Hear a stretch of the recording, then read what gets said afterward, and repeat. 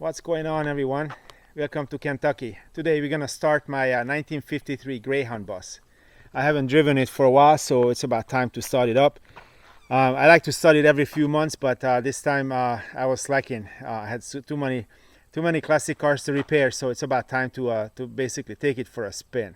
First thing we gotta do is to move this horse trailer. One of my friend gave it to me. Then we gotta move this Mercury. I think I'm gonna get the tractor to move this horse trailer with. And then after that, well, I got this this rooftop here too, so that's really at the wrong place, but whatever. So anyhow, I'm gonna get the tractor, move this trailer, and then we can get closer to the bus.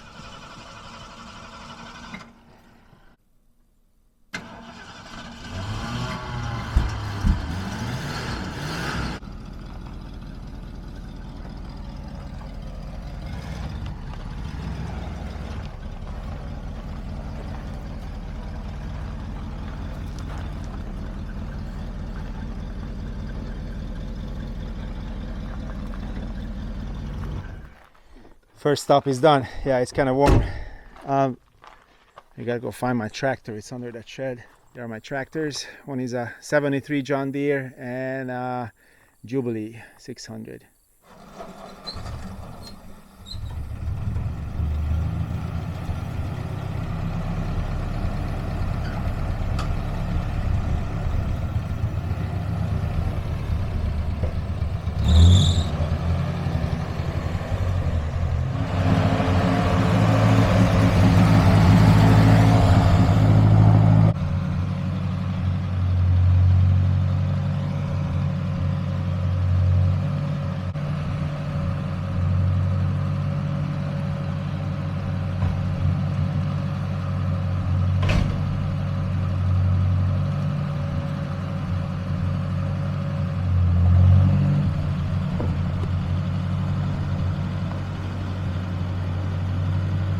Next thing we gotta do is find two batteries for the bus. Here in my barn, there's my 46 Chevy truck, and here's the tack room. And I'm charging this for the last 2 days now, so we had the cat litter next to these batteries. So first thing we're gonna do is to wash them off.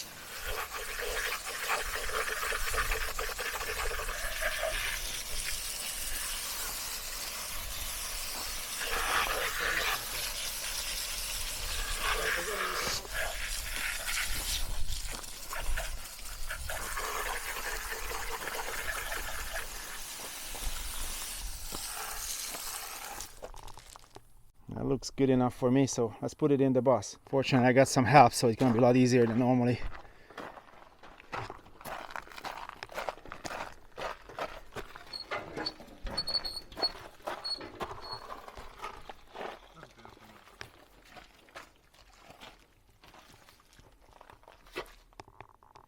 Has two batteries, so first one is the harder one to put in, so that what we brought gonna go on the top, and then we're gonna wash the other one as well. That's gonna go to the bottom.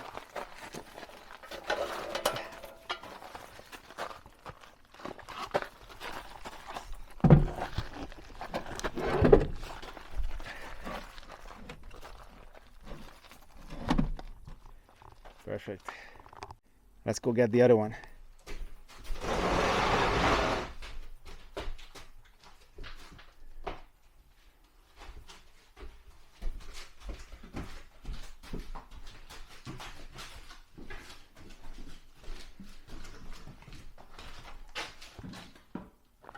So when you guys thinking like, oh, let's just start the bus up, yeah, sure.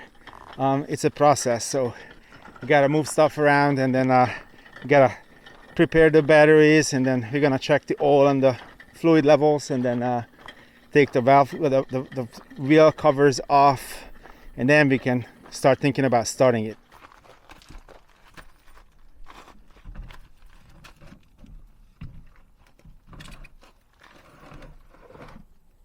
All right, let's connect all the terminals together and then go from there.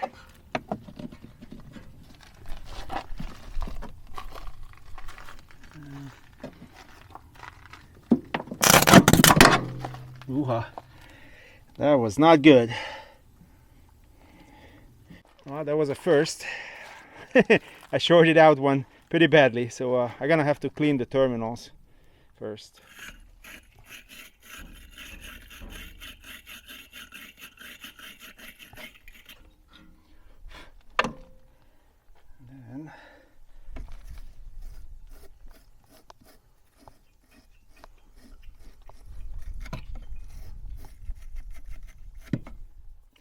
Now, learning from the last episode, we're gonna put on the negative cables. The negative here and the negative there, and then we're gonna go with the positives, and then we're gonna tighten them all up. We're just trying not to touch the body with it, but although this is the negative, we can touch the body with the negative all day long, nothing gonna happen. So this looks really good. Next thing, we're gonna remove this wheel covers and collect all our tools, because I left that there. Left a little battery terminal cleaner there. Now we're gonna open up the back, and here's the mighty 671 Detroit diesel with a blower. Looks like the air filter oil is leaking on it for whatever reason. I'm not sure why, but looks like it's leaking. Maybe it's a little sideways, that's why, I don't know. It's called a 671 because we got 6 jogs and 71 cubic inch. Each jog has 71 cubic inch in it. And this one is a blower which blows this is a 2-stroke diesel engine, for those of you who don't know.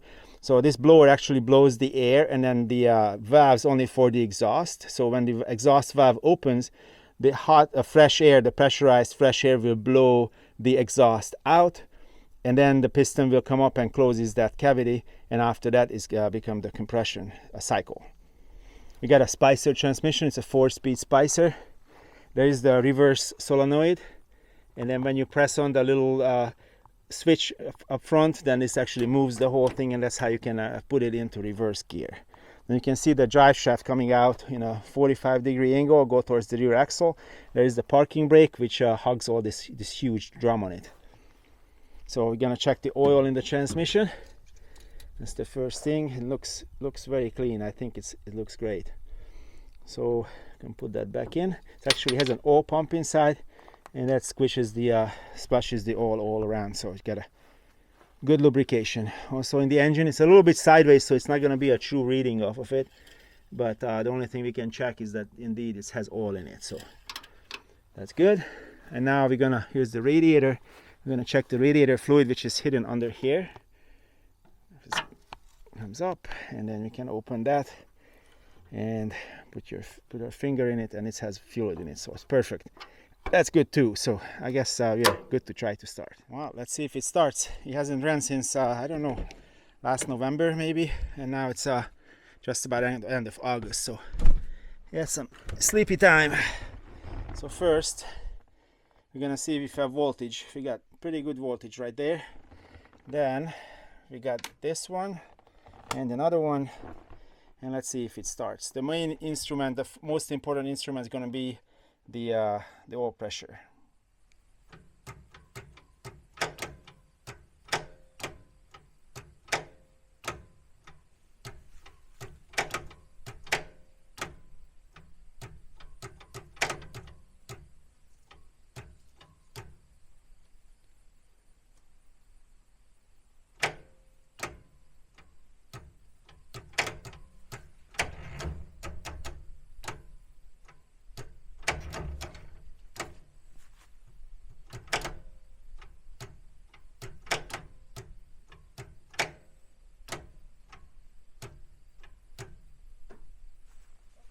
Yeah, it didn't really start, so just was clicking. So we're gonna check the battery connectors once again. I took off all the positive from all the positions, and I cleaned it up with a wire brush. I got this little Makito tool with the wire brush, and then hopefully it will work. Next we're gonna take off, once I put that all back together, I'm gonna take off the ground connector as well on the top and the bottom.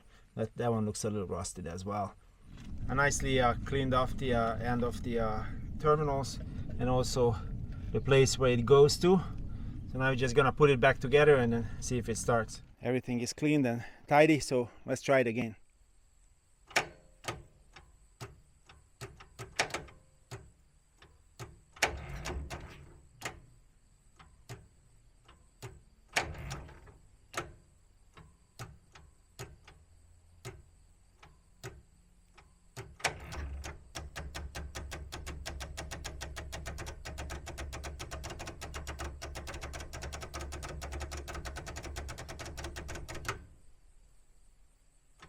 I'm gonna give it a try with this box here. So there's a negative at the end of the starter, and there's a positive on that Bendix relay.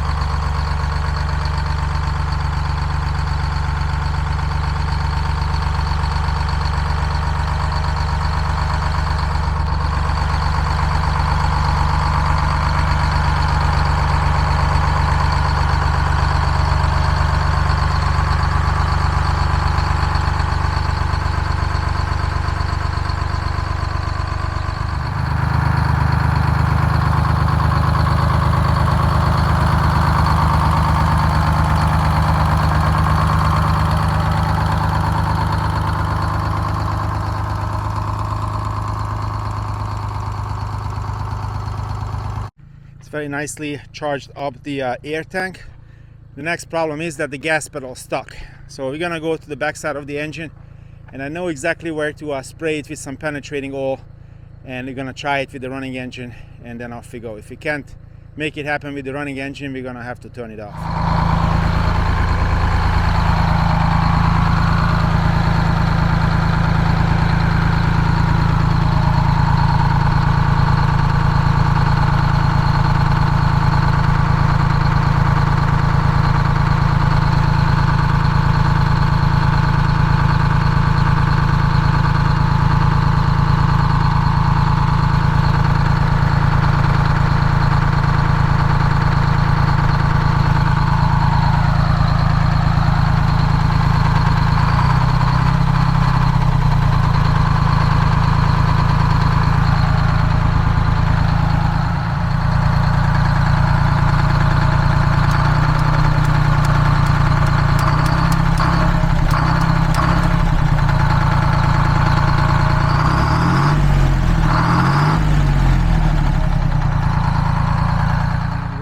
The only problem now is we got two families of wasps. One is living in through this hole here, and then there's another family who lives over here. So I'm wondering how many of them will stay here by the time we come back.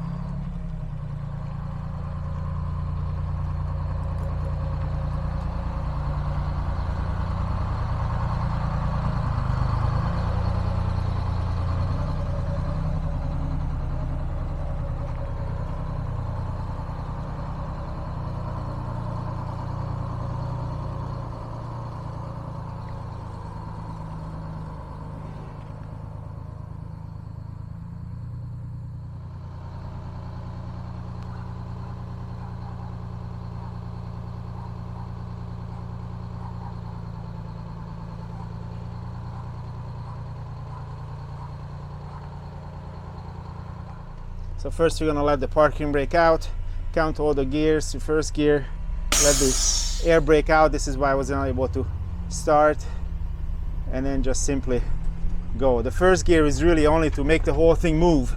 We're still on the dirt road here inside my property, so we're gonna just go really slow. And once we got on the road, then we can accelerate a little bit.